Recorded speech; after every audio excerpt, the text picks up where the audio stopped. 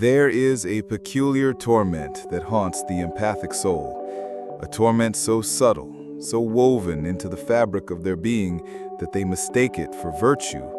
It is the guilt that rises like bile in the throat when they dare to say no, when they dare to protect their sacred space, when they dare to choose themselves over the endless demands of a world that has learned to feast upon their boundless giving. You know this guilt intimately, do you not? It arrives the moment you set a boundary, whispering its poison into your ear. How selfish you are, how cruel. They needed you, and you turned away. This guilt feels so real, so justified, that you begin to believe it is your conscience speaking. But I tell you now, it is not. It is the ghost of someone else's expectation haunting your soul. The empath's relationship with guilt is not natural. It is manufactured, programmed, installed like a psychic virus in the tender years when your nervous system was learning what safety meant. Somewhere in your early development, you received a devastating message. Your worth is conditional upon your availability.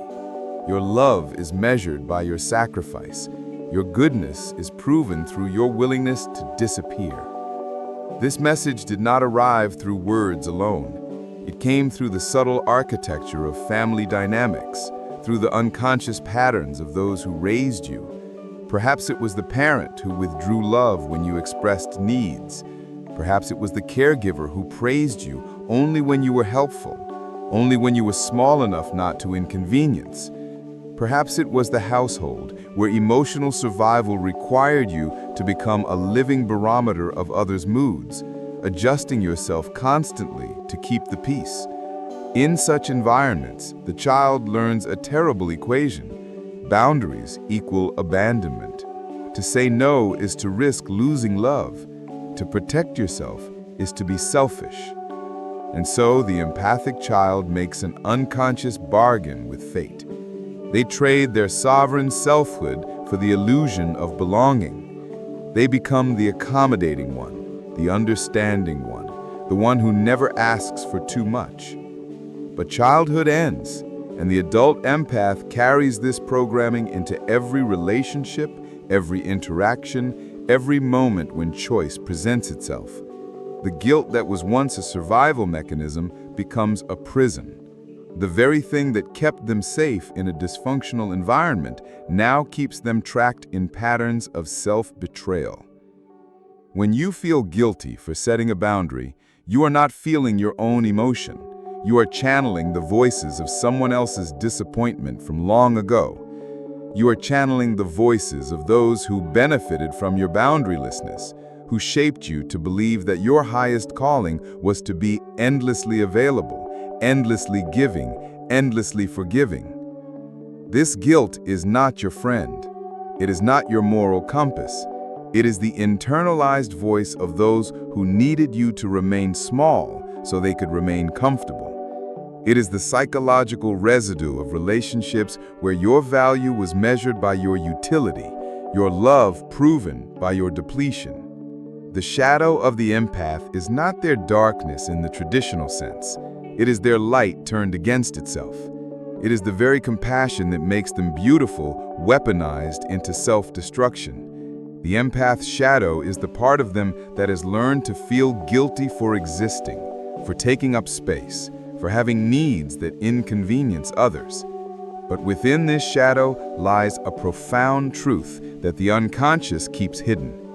Every time you feel guilty for protecting yourself, you are being shown exactly where a boundary was needed. The intensity of your guilt is proportional to the necessity of your boundary. The louder the guilt screams, the more vital the limit you have set. This is because guilt in the empath is not a moral indicator. It is a trauma response. It is the activation of an old wound that learned to equate self-protection with selfishness, self-care with cruelty. When you honor your own needs, when you say no to what depletes you, when you choose your well-being over someone else's comfort, the old programming awakens like a sleeping dragon, breathing fire into your nervous system.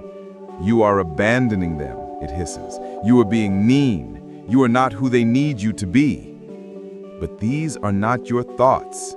They are the thoughts of the wounded child within you that learned that love was earned through sacrifice, that acceptance came through self-erasure. The journey of the awakening empath requires them to face this guilt not as an enemy, but as information, to sit with its burning presence and ask, whose voice is this? Whose expectations am I carrying? Whose approval am I still seeking at the cost of my own soul? Often the answer leads back to early attachment figures who, in their own unconscious woundedness, taught you that boundaries were selfish. Perhaps they were overwhelmed parents who needed you to be more mature than your years allowed. Perhaps it was the caregiver who praised you only when you were helpful, only when you were small enough not to inconvenience. Perhaps it was the household where emotional survival required you to become a living barometer of others' moods, adjusting yourself constantly to keep the peace. These people may have loved you in the only way they knew how, but their love came with strings attached, invisible contracts that you signed with your silence, your accommodation, your willingness to absorb their emotional overflow. And now, decades later, when you attempt to renegotiate these contracts, the guilt rises to enforce the old terms. But you are no longer that child. You are no longer dependent on their approval for survival. The love that required you to betray yourself was never love at all. It was transaction. True love does not demand that you disappear to make room for it. True love celebrates your boundaries, because it knows that only the sovereign self can truly choose to connect. The empath who learns to see their guilt clearly begins to understand that it is not a sign of their cruelty, but a sign of their healing. Each wave of guilt that rises when they honor themselves is evidence that they are breaking free from the invisible chains that have bound them to patterns of self-sacrifice. This process is not easy. The guilt can feel overwhelming, like a tidal wave of wrongness that threatens to drown you. Your nervous system, trained for decades to prioritize others' comfort over your own well-being, will revolt against your newfound self-protection. You may experience physical symptoms, nausea, anxiety, insomnia. Your body, accustomed to the familiar stress of boundarylessness, may feel more uncomfortable in the unfamiliar territory of self-respect than it did in the old patterns of depletion. But these symptoms are not a sign that you are wrong. They are a sign that you are changing. They are the birth pangs of your authentic self emerging from the cocoon of conditioning. Like a snake shedding its skin, the process is uncomfortable but necessary for growth. The key is learning to breathe through the guilt rather than act upon it, to feel it fully without letting it dictate your choices, to say to yourself, I notice I am feeling guilty for protecting myself. This is my old programming activating. I can feel this guilt and still maintain my boundary. This is where the work becomes deeply psychological, even spiritual. You must learn to parent yourself in the way you needed to be parented, to offer yourself the unconditional love that says, your needs matter, your comfort matters, your peace matters. You do not have to earn your right to exist through service to others. The empath learning to hold boundaries without guilt is learning to hold the paradox of being both deeply caring and appropriately self-protective. They are learning that true compassion includes compassion for themselves. They are discovering that their sensitivity is not a resource to be exploited, but a gift to be treasured and protected. As you practice sitting with the guilt without acting upon it, something miraculous begins to happen. The guilt begins to lose its power. What once felt like moral failing begins to feel like ancient programming. What once felt like truth begins to feel like someone else's story that you accidentally learned to tell about yourself. You begin to recognize the guilt for what it truly is, not your authentic voice, but the voice of those who needed you to remain small, available, and endlessly giving. You begin to hear the difference between your soul's true guidance and the echoes of old expectations that no longer serve you. This recognition is liberating, but it also brings grief. Grief for all the times you abandoned yourself to avoid this feeling. Grief for all the boundaries you didn't set, all the needs you didn't express, all the ways you made yourself smaller to fit into relationships that could not hold your full presence. This grief is sacred. It is the mourning of the false self, the death of the version of you that believed love required self-destruction. Let yourself feel it fully.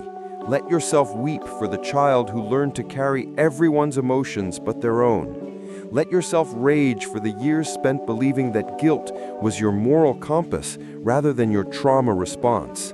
But do not let this grief convince you to return to the old patterns. Do not let the sadness of what was lost override the joy of what is being found. You are not losing your capacity for love when you set boundaries. You are reclaiming it.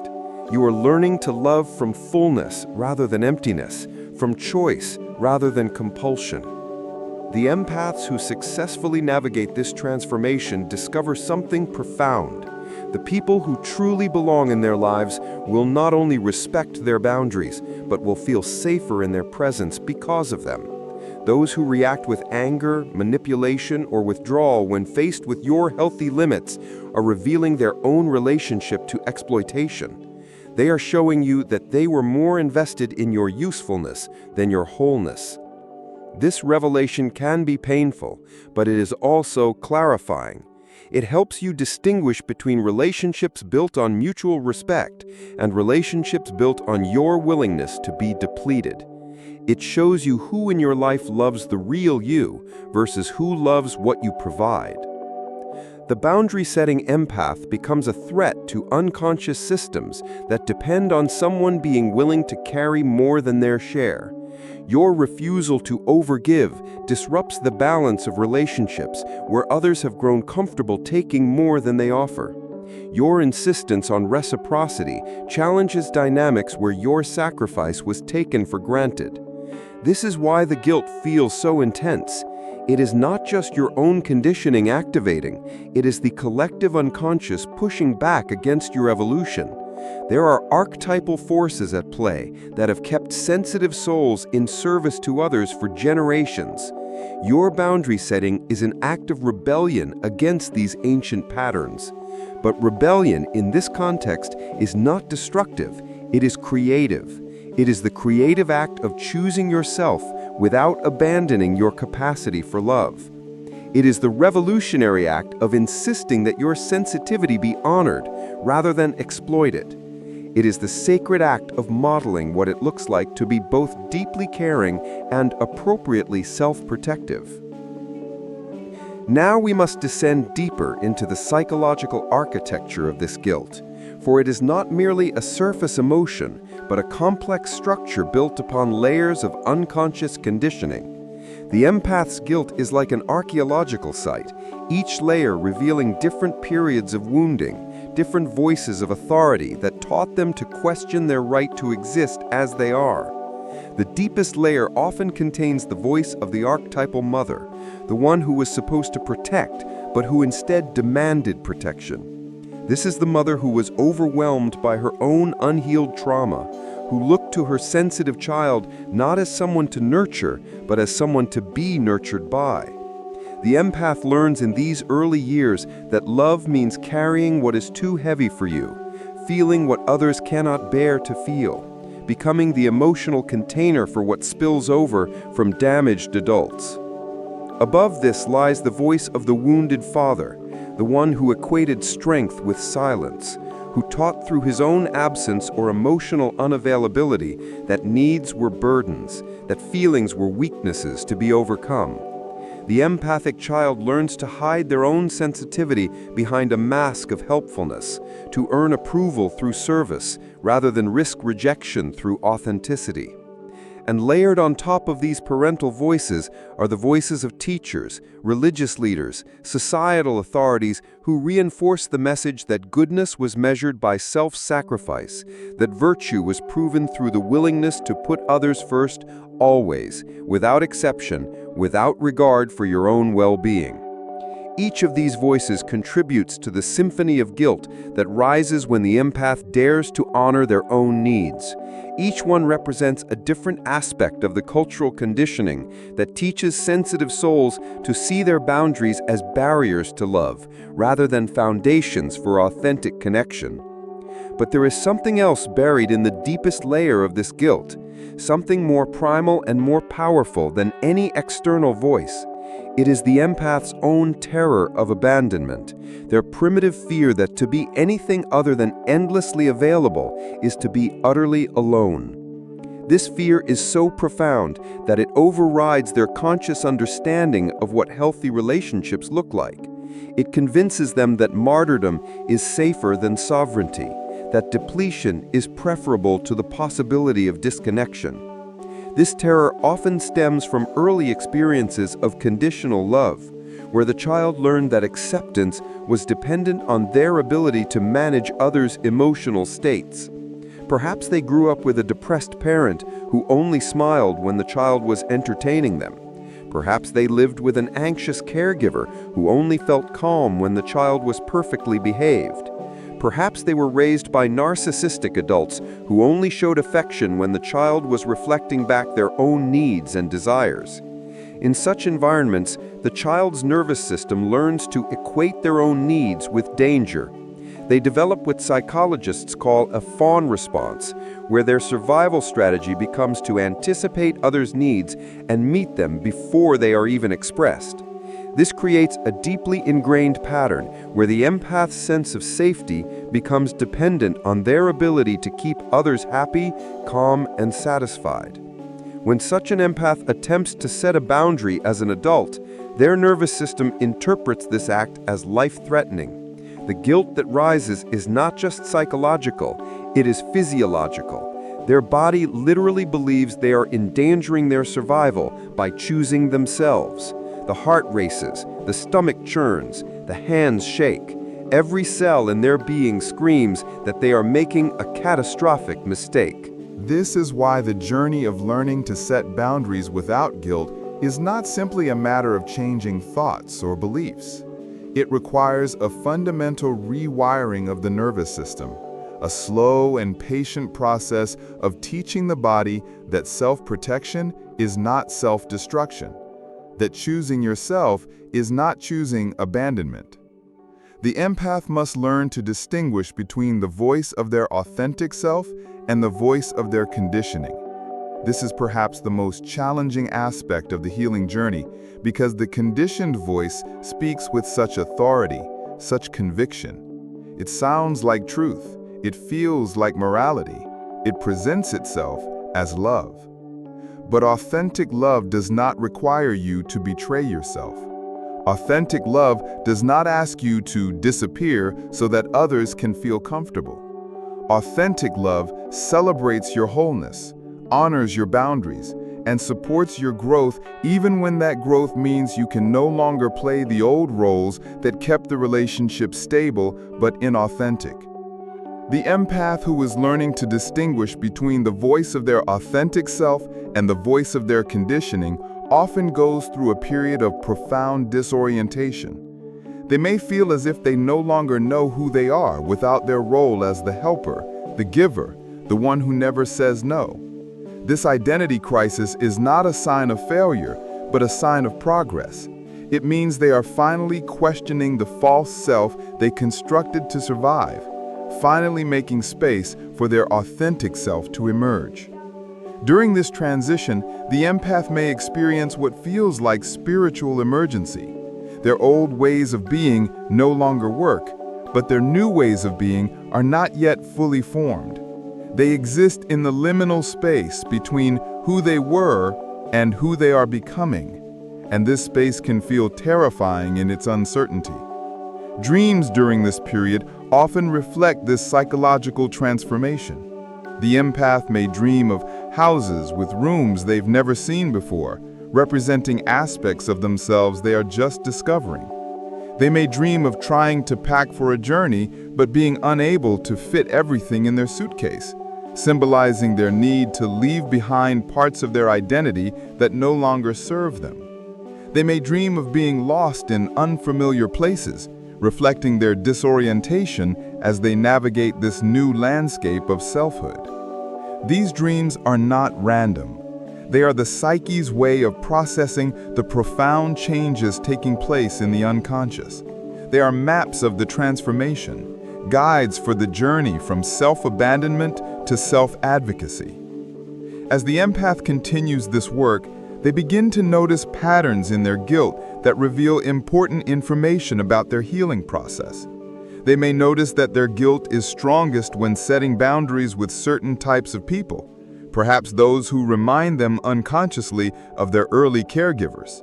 They may observe that their guilt varies depending on the type of boundary they are setting, perhaps feeling more guilty about emotional boundaries than about practical ones. These patterns are not obstacles to overcome, but information to integrate.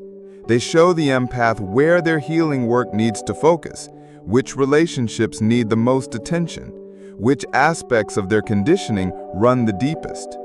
The empath who becomes skilled at reading their guilt like a diagnostic tool begins to use it as a compass for their healing journey. Instead of being overwhelmed by the intensity of the feeling, they become curious about its message. Instead of immediately acting to relieve the discomfort, they pause and ask what this guilt is trying to teach them. This shift from being controlled by guilt to being informed by it represents a fundamental change in the empath's relationship with their inner world. They are no longer at the mercy of their emotions, but in dialogue with them.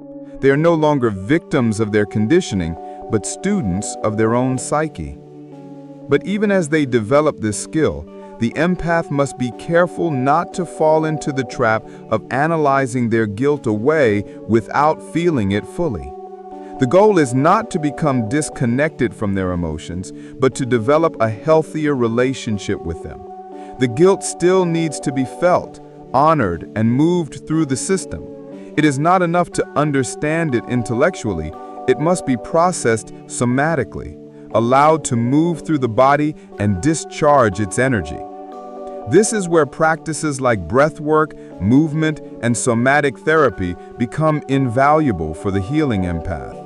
These modalities help them process the physiological aspects of their conditioning, teaching their nervous system new patterns of response to situations that previously triggered guilt and self-abandonment. As the empath develops greater capacity to feel their guilt without being controlled by it, they begin to experience moments of profound clarity about their relationships. They start to see how their boundarylessness has enabled unhealthy dynamics, how their willingness to carry others' emotions has prevented those people from developing their own emotional regulation skills. This realization can be both liberating and devastating. Liberating because it frees them from the burden of believing that they are responsible for everyone else's emotional well-being. Devastating because it forces them to confront how their own woundedness has contributed to the very patterns that have caused them pain. The empath in this stage of healing often experiences what could be called healthy anger. This is not the destructive rage that seeks to punish or control, but the clean anger that recognizes violation and demands change. This anger is medicine. It is the energy that fuels boundary setting, the force that powers the word no when it needs to be spoken. The empath learning to harness their healthy anger often discovers that their guilt begins to transform. Instead of feeling guilty for protecting themselves, they begin to feel angry at the systems and relationships that taught them to feel guilty for self-protection. This anger is not something to suppress, but something to honor as a sign of their growing self-respect. As this process continues, the empath begins to experience what it feels like to live without the constant background hum of guilt. They begin to taste freedom, the freedom to choose their responses rather than react from conditioning, the freedom to honor their needs without shame, the freedom to love from fullness rather than emptiness. This freedom is intoxicating, but it also brings new challenges. The empath must learn to navigate relationships from this new place of self-respect. They must learn to maintain their boundaries consistently even when others test them. They must learn to tolerate the discomfort of other people's disappointment without rushing to fix it. The empath who has learned to set boundaries without guilt discovers that their relationships begin to change in profound ways. Some people, unable to adapt to the new dynamic, gradually drift away. Others, initially resistant to the changes, eventually come to respect and even admire the empath's newfound strength. And new people begin to enter their life, people who are drawn to their authenticity rather than their usefulness. These new relationships feel different from the old ones. There is more space, more reciprocity, more genuine intimacy. The empath discovers what it feels like to be loved for who they are, rather than what they provide. They experience the joy of giving from choice rather than compulsion, of receiving without guilt, of existing without apology. But perhaps the most profound change is in the empath's relationship with themselves. The voice that once constantly criticized them for being selfish begins to quiet. The inner critic that questioned their every boundary begins to soften. In its place emerges a voice of wisdom, compassion, and strength, their own authentic voice, finally free to speak. This voice knows the difference between selfishness and self-care, between boundaries and barriers, between love and enabling. This voice can say no without explanation and yes without reservation. This voice speaks from the deep well of self-knowledge rather than the shallow pool of conditioning.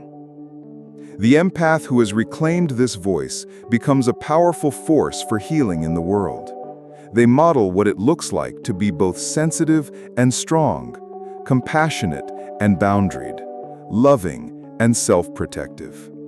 They show others that it is possible to care deeply without sacrificing yourself, to serve others without abandoning yourself. Their presence becomes an invitation for others to examine their own relationship with guilt and boundaries.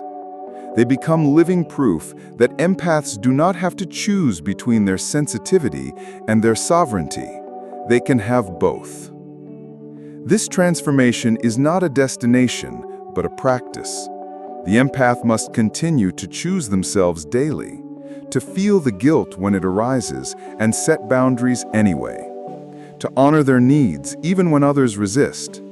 This is the ongoing work of maintaining their hard-won freedom. And in doing this work, they contribute to a larger healing that extends far beyond their individual lives. They are breaking generational patterns of self-sacrifice, modeling new ways of being for the sensitive souls who come after them, healing not just their own wounded inner child, but the archetypal wounded child that lives within the collective unconscious. The empath who no longer feels guilty for setting boundaries becomes a beacon of hope for all who struggle with this fundamental human challenge. They prove that it is possible to honor your sensitivity without being destroyed by it, to love others without losing yourself, to give generously without giving compulsively. Their journey from guilt to freedom is not just personal, it is archetypal. It represents the evolution of the sensitive soul from victim to victor, from martyr to sovereign, from wounded to whole. And in their healing, they light the path for others to follow, showing that the guilt that once felt like truth was nothing more than the ghost of someone else's expectation, finally laid to rest through the radical act of choosing themselves. This is the hidden shadow that every empath must face, not the darkness of their anger or selfishness, but the light of their compassion turned against itself. In facing the shadow, in sitting with the guilt without being consumed by it, they reclaim their power and step into their destiny as healed healers, wounded warriors, sovereign souls who know that loving others begins with the revolutionary act of loving themselves.